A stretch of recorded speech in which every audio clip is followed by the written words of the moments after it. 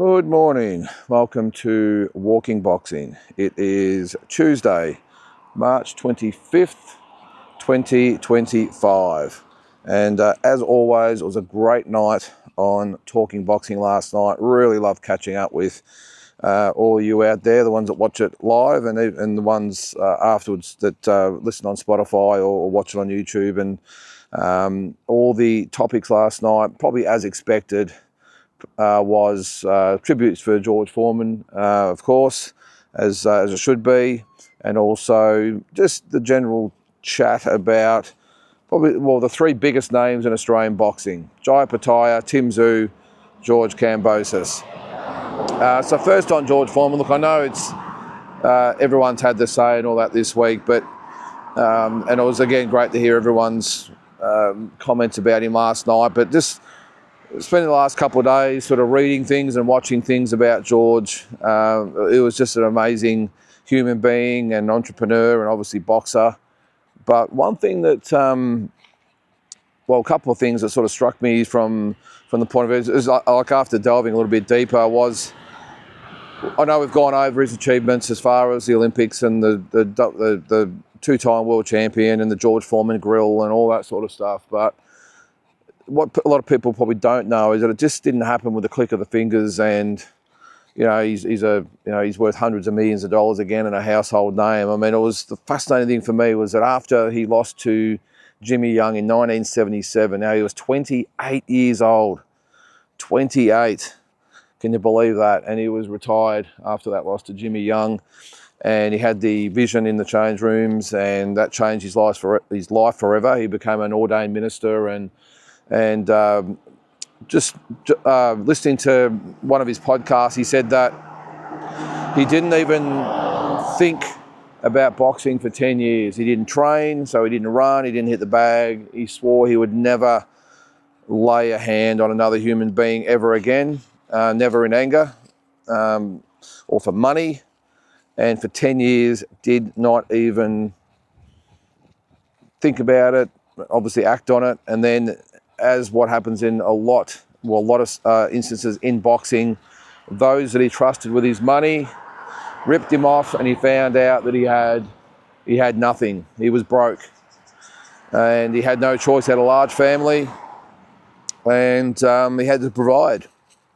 So at 38 years of age, he decided to come back. And I know, I've gone over this with him coming back in 1987. He had that win over Steve Zowski, but what I didn't realise, I knew he fought often when he came back and was trying to work his way up there. So he knew he didn't have a lot of time at 38 years of age. You couldn't, like in this day and age, spend 3, 4, 5 years fighting 2 or 3 times a year and expecting to get a world title shot.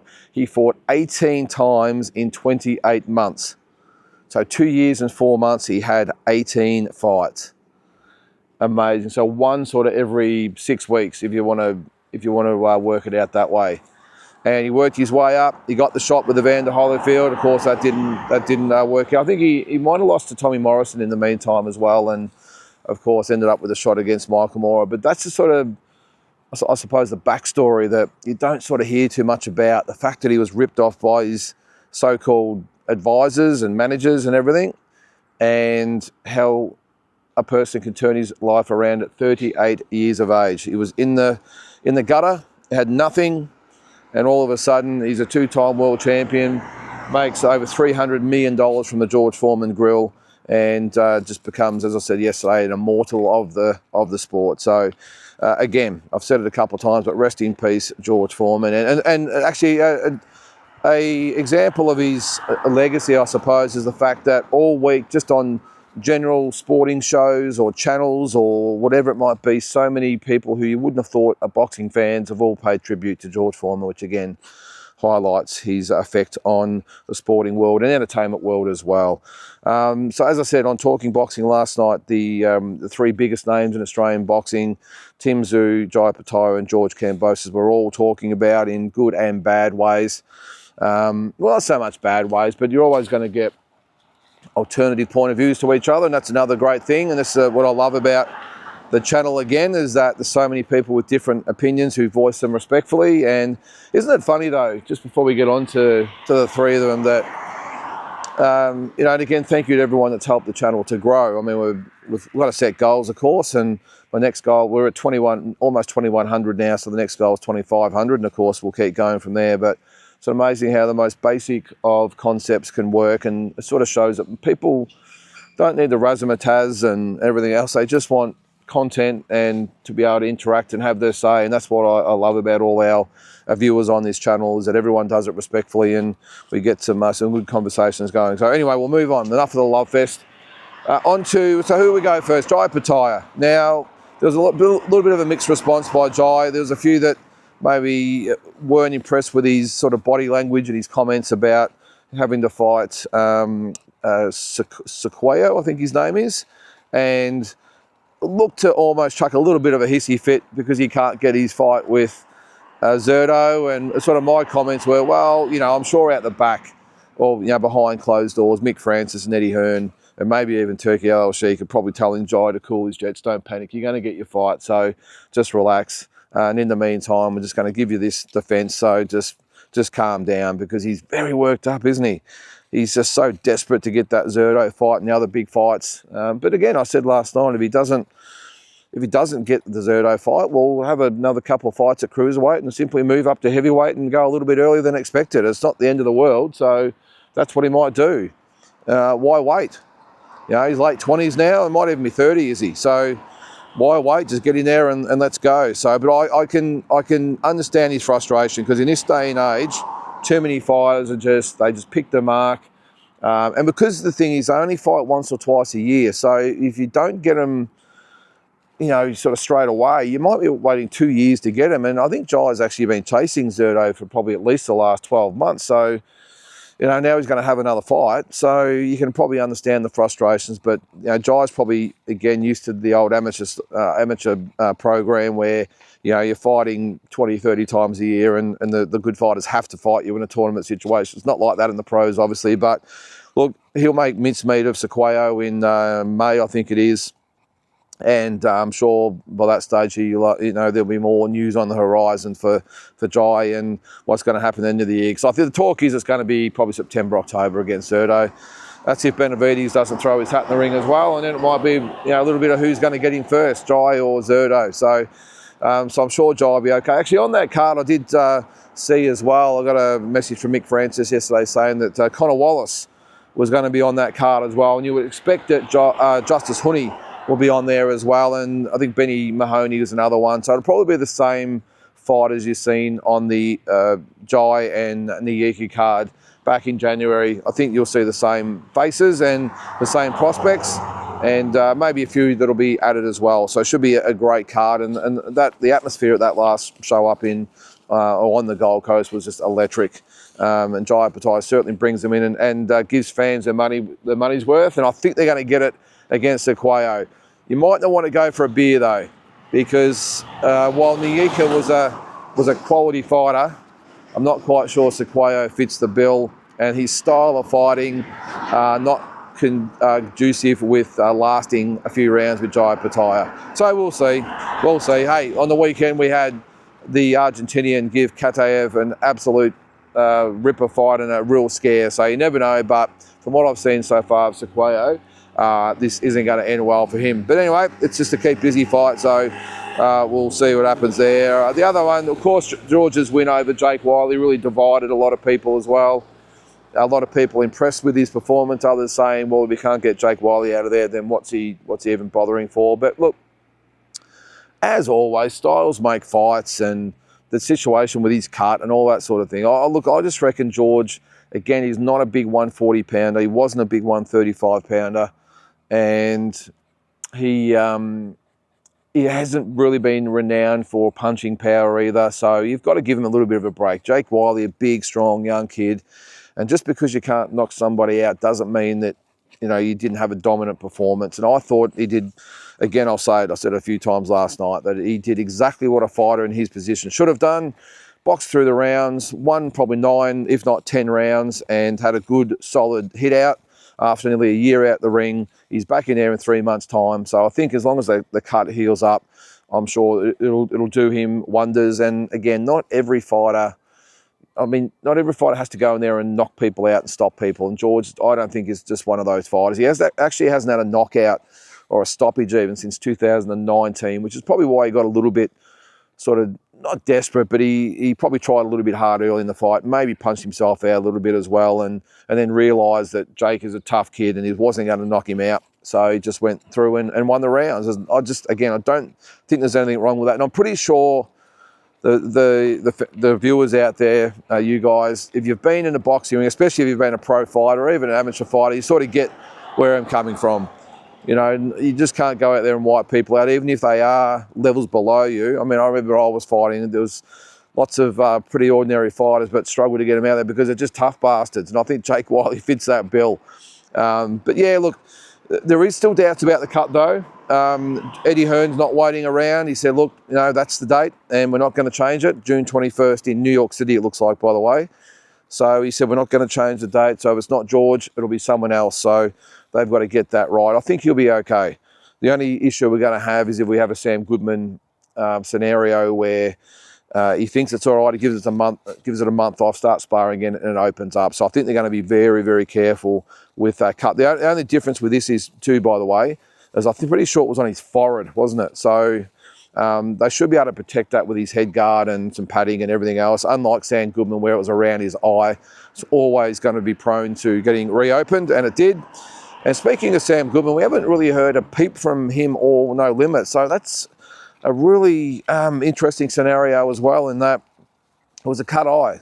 It's not like he's out for mental health issues or whatever. I mean, it's a cut eye. Wouldn't you have thought that he'd be well back in the training by now? They'd be talking about some different fights for him, comeback fights, maybe we still want Inoue, all the rest of it.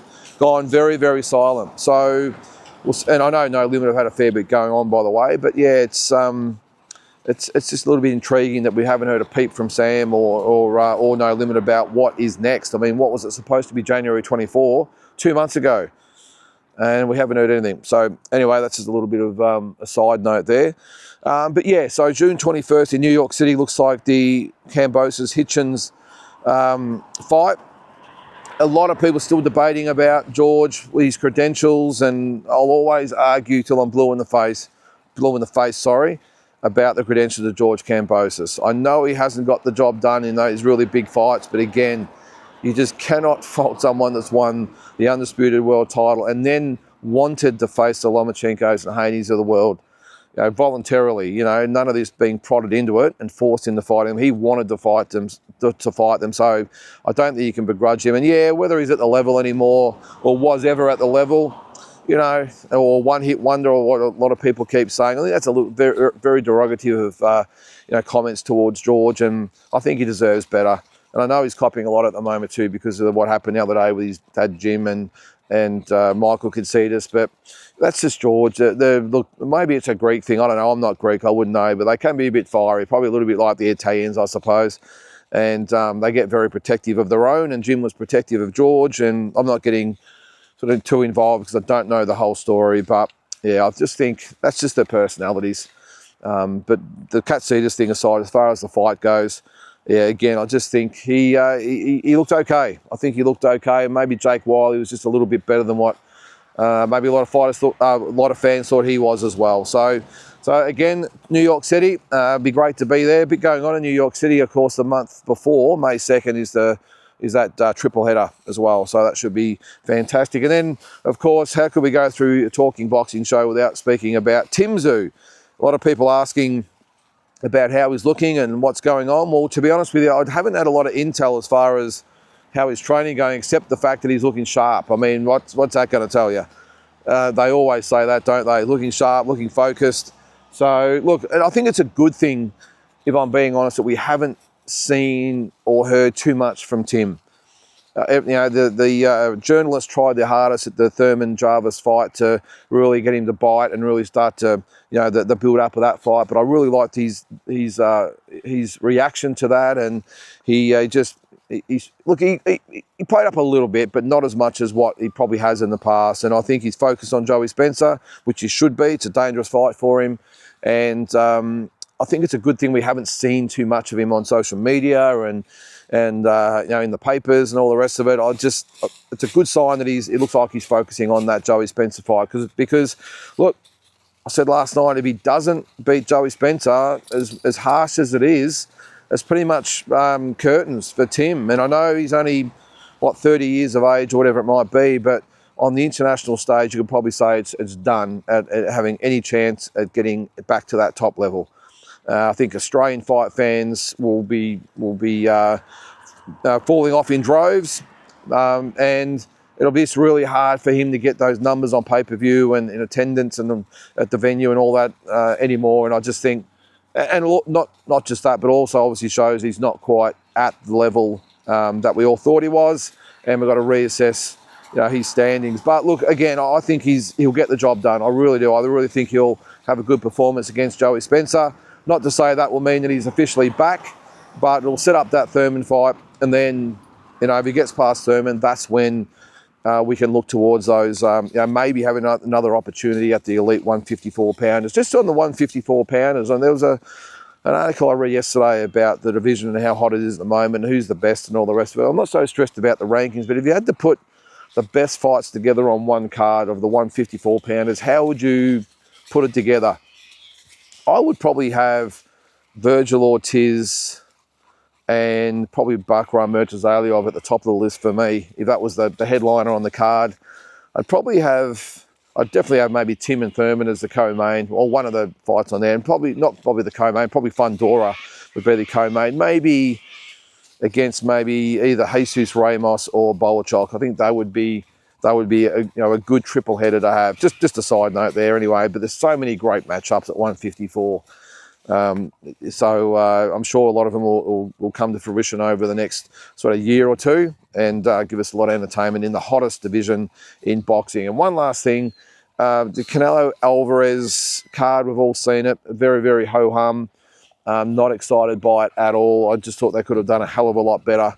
But they've released the starting times of the event. And it looks like the main event, which is good for us Aussies, will be on at 1 p.m.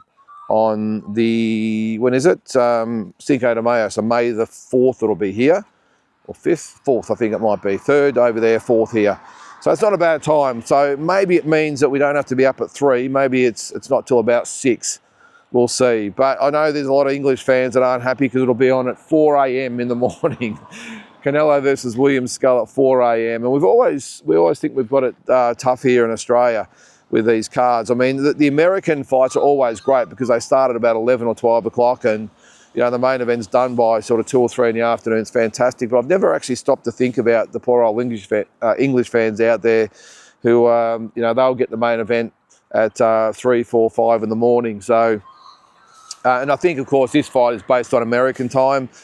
Specifically Western time. So LA, which is on the Mexican side, of course, all these Mexican fans. So it's tailor-made for them. That'll be 8 p.m.